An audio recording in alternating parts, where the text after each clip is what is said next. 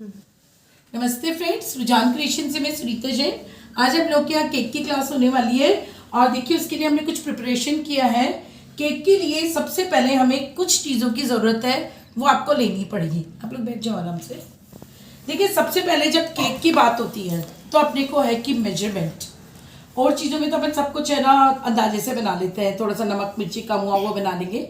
हमें सबसे पहले मेजरमेंट की ज़रूरत है, तो उसके लिए क्या होता है, कुछ कप्स और स्पून्स की ज़रूरत होती है। जिस तरह का कप होगा उसी से रिलेटेड आपको क्या लेनी है, स्पून्स लेनी है। ऐसे नहीं कि ये वाले रेड वाले आपने कप ले लिए और चम्मच आपने ले ली ब्लैक वाले की, क्योंकि इनके मेजरमेंट में भी फ़र्क है। ये 250 ml का, ये 200 ml का है।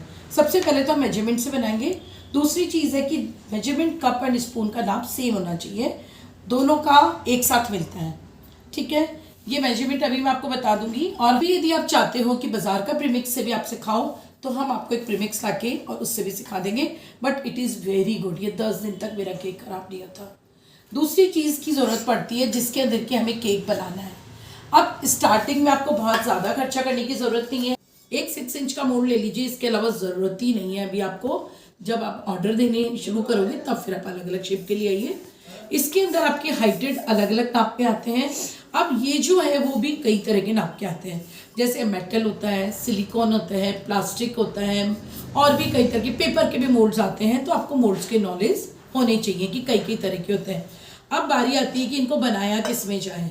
आप इसको ओटीजी में बना सकते हो, तंदूर में बना सकते हो, कढ़ाई में बना सकते हो, माइक्रोवेव में बना सकते हो, किसी में भी बना सकते हो। पता होना चाहिए कि किसका फंक्शन कैसे इसको बनाना है। तीसरी चीज़ हमें ज़रूरत पड़ेगी टर्न टेबल की।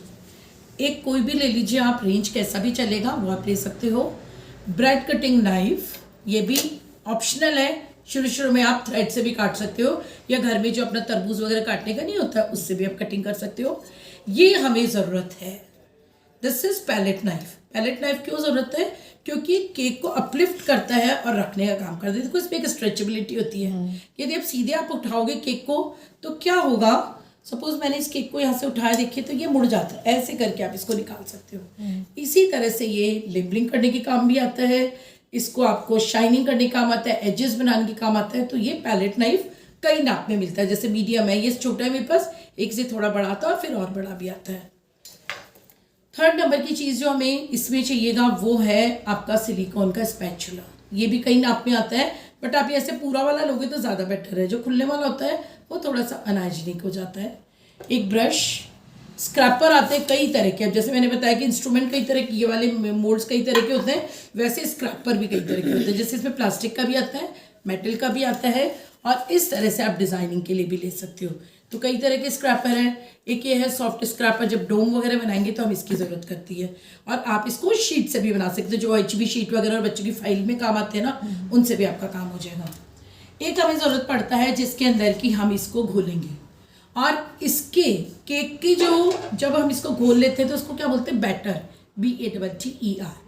घोल नहीं बोलेंगे, बैटर बोलेंगे। थोड़ी टर्मिनोलॉजी में मेरी क्लियर होनी चाहिए। तो कुछ हमें इसको घोलने के लिए चाहिए। फिर बाद में हम इसके आइसिंग की ज़रूरत पड़ती है। तो आइसिंग के लिए कुछ नोज़ल की है जो मैंने नोट्स में मेंशन किया है। बहुत सारे नोज़ल खरीदने की ज़रूरत नहीं है, 3 या 4 नोज़ल से भी आप शानदार कर सकते हो काम।